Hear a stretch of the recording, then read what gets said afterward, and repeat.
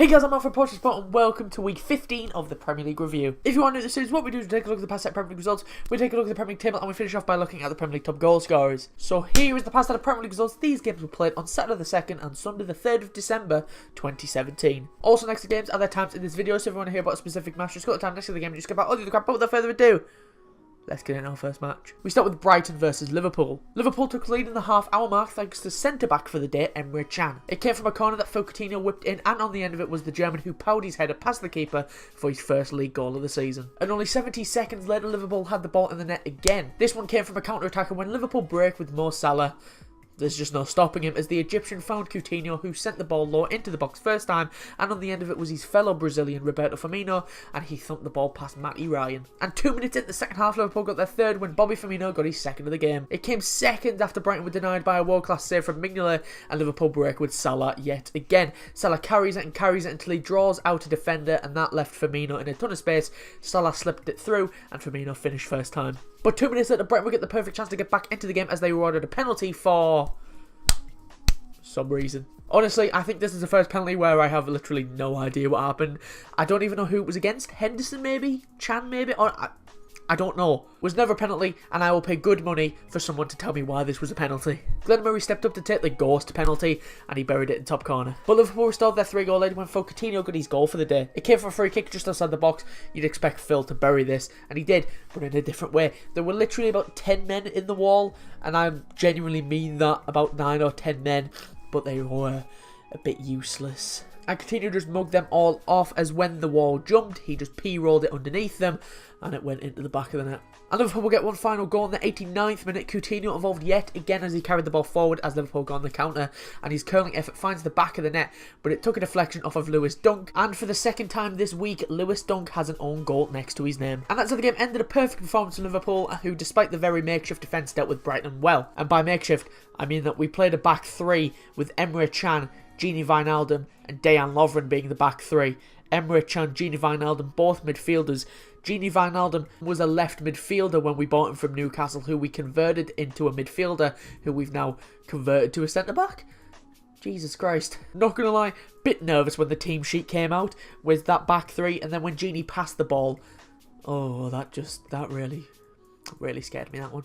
But after the first 35 minutes, I felt pretty comfortable.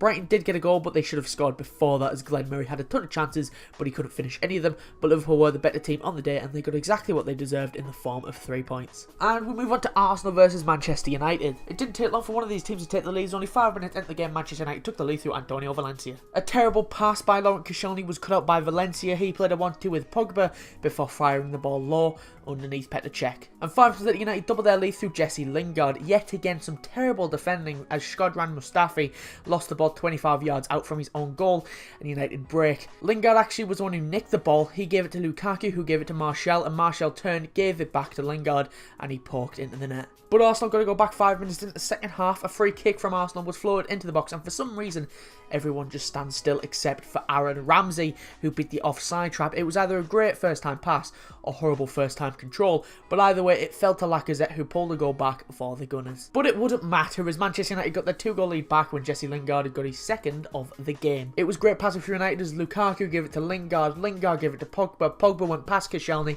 put a low cross in, and Lingard was there to finish from about 2 yards out. But Manchester United would have to work twice as hard to keep a hold of this game, as Paul Pogba was sent off with 15 minutes left to go. It was a straight red, as well as Pogba went in studs first. He basically stood on the back of Bellerin's leg. The ref thought for a bit before displaying a straight red card, and Paul Pogba will miss next week's crucial Manchester derby. And that's how the game ended. Arsenal were unlucky not to get anything from this match, but David De Gea had a perfect game. He made about 15 saves in this game. Arsenal just could not find a way past him. The other big thing in this game is that red card decision, and as I said, Pogba will miss that derby next week, and that game could decide the league already. United did leave London with all 3 points, and they have one man to thank for it. And we move on to Chelsea versus Newcastle. Surprisingly, it was Newcastle who took the lead in this one in the 12th minute of the game. Dwight Gale won a header which set Jacob Murphy through. Chelsea defenders just don't do anything about him. Murphy's shot was saved, but the loose ball fell to Gale, who sweeped home. But Chelsea levelled the game up in the 20th minute thanks thanks to Eden Hazard. A diagonal ball from Azpilicueta caused problems for Newcastle as Lejeune can only clear the ball as far as Hazard, who drove his shot low past the keeper. And Chelsea took the lead 10 minutes later through Alvaro Morata. Some awful defending from Matt Ritchie as his header goes straight to Victor Moses.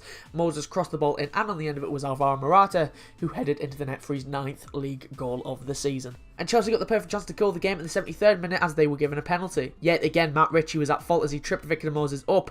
The ref pointed to the spot. Eden Hazard stepped up to take it, and he's obviously a big fan of Pirlo. As the keeper dived left, he cheekily dinked his penalty down the middle, and the keeper can only watch as it goes into the net. And that's how the game ended. A pretty comfortable win in the end for Chelsea. Newcastle did look good for portions of the game, but in the end, the reigning champions just had too much for them as they picked up all 3 points. And we move on to Manchester City versus West Ham. Everyone went into this game expecting City to win about 4 or 5-0, so I imagine everyone was as shocked as me when West Ham took the lead on the brink of half time. It came from a corner, and Man City looked very weak from corners, so I expect people will try and capitalise on that. Huddersfield scored from a corner, Southampton should have scored from a corner, and now West Ham have scored from a corner. Aaron Cresswell played the corner short to Manuel Lanzini. Cresswell gets it back before putting the ball into the box. Angelo Ogbonna gets his head onto it as he heads it down, and Edison can't react quick enough as the ball goes into the back of the net. But Manchester City level the game up 10 minutes in the second half thanks to Nicolas Otamendi. Gabriel Jesus created the goal as he beat his man on the right hand side before putting a low cross into the box where Otamendi, the centre back, showed great strikes instinct as he slid in to get a foot to the ball,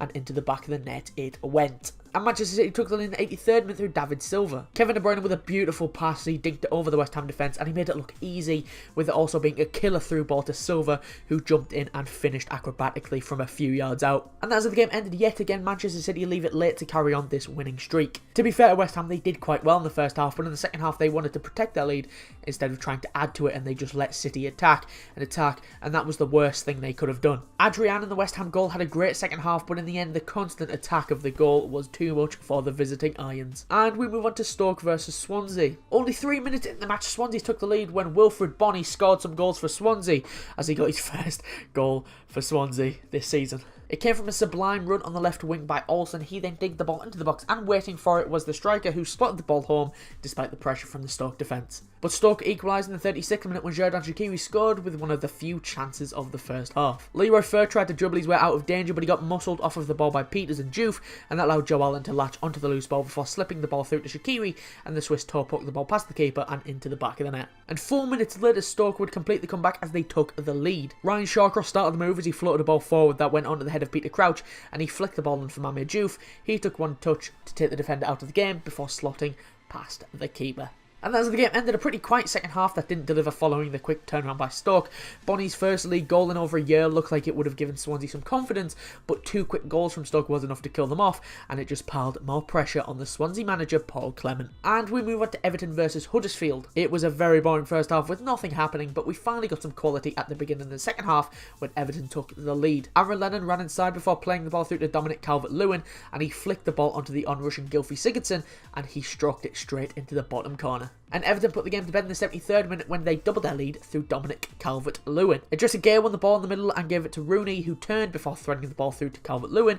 Calvert-Lewin took a touch before taking a shot that took a little deflection, but it went in at the back of the net anyway, and it counted as his. And that's how the game ended. A winning start for Everton under their new manager Big Sam. Huddersfield are in a bit of a fall right now after starting the season quite well. They find themselves on a losing streak with them losing their last 4 games. Whereas it's looking a little bit nicer for Everton now with this being their second win in a row. Shame that's going to finish next week, boys. And we move on to Watford versus Tottenham. Watford took the lead in the 12th minute thanks to Christian Kabasele. Watford had a corner that was taken by Tom Cleverley. The corner found Kabasele 6 yards out from goal. He outjumped his man and headed into the back of the net. Simple. But Tottenham levelled the game 10 minutes later through Son Heung-min. Bit of controversy in this one, as Watford should have had a penalty down the other end as Richarlison was fouled by Ben Davies, but the ref doesn't give it, and Tottenham break. Kieran Trippier gave it to Christian Eriksen, who crossed it low into the box, and on the end of it at the back post was Son, who tapped home. And Tottenham would have to play most of the second half with 10 men when Davinson Sanchez was sent off. Richarlison looked to skip past Sanchez, and the Dutch defender caught the Brazilian with his elbow, and the ref showed a straight red card. And as the game ended, Watford should have won this game as they had plenty of decisions to go against them, including a couple of penalty shouts that on another day would have definitely been given. For once, Tottenham were the ones under pressure, and they were lucky to come away with a point. And we move on to Bournemouth versus Southampton. Bournemouth had been pushing for the first goal, and they would eventually get it just before half time. Joshua King picked the pocket of Hurt. I'm going to go with Hoyt sounds about right. He played the ball to Andrew Sermon, Sermon gave it to Ryan Fraser, and Ryan Fraser finished past Fraser Forster. A lot of phrases in that sentence there, it really confused me. But Southampton going to go back in the 61st minute when Charlie Austin got the equaliser. Oriol Romeo stored possession deep in the Bournemouth half and he played it out to Nathan Redmond. Redmond drove a low ball in and Charlie Austin lost his marker before sweeping the ball home for his third goal in a week. And as the game ended, it's a game that both teams will feel they could have and should have won, with penalties decisions being denied at both ends numerous times. Charlie Austin could have won the game with pretty much the last chance of the game when his header went wide, but it wasn't to be, and both South Coast teams come away with a point. And we move on to Leicester versus Burnley. An early goal was enough to win this game as only 6 minutes into the game Leicester got the vital goal through Damari Gray. The newly blonde Riyad Mahrez put a cross into the box and Nick Pope can't get a hold of it and he spilled it straight into the path of Gray, who took the ball in. And that's the game ended. Not many clear-cut chances in this game, a few half chances, but none that were too difficult for the other side. Burnley started this match in 6th place, but this loss and the Tottenham draw means they move down a place, and Leicester, after picking up their second successive win, stay in 9th. And finally, we've got West Brom versus Crystal Palace. 2 weeks in a row now, Palace have had a 0-0 draw. Let's be honest, West Brom versus Crystal Palace. Did we expect anything else? West Brom did have the better chances, but a draw will do for Palace, as thanks to the other results that went their way, they are no longer at the bottom. That's about it for this match. Let's move on.